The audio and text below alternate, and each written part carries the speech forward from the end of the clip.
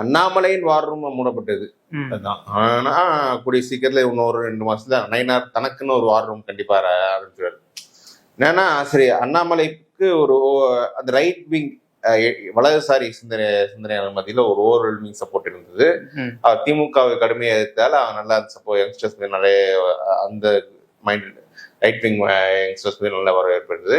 இவங்க எல்லாம் வாலண்டியரா பண்ண ஒரு குரூப் பெரிய ட்வீட்ஸ் போட்டதாகட்டும், சோஷியல் மீடியா ஆக்டிவா ப்ரொபகண்டா பண்றது இது ஒரு குரூப் இருந்தாலும் ஒரு பெய்டாட்டு ஒரு வார் ரூம் இதுவும் செயல்பட்டது.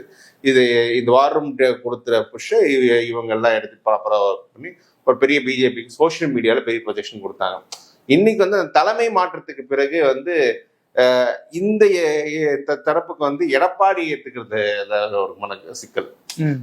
நயினார் பிரச்சனை கிடையாது, அவங்க எடப்பாடியே சிஎம் அமித்ஷா சொல்லிட்டு போயிட்டாரு, இவங்க ஏத்துக்க மாட்டோம்.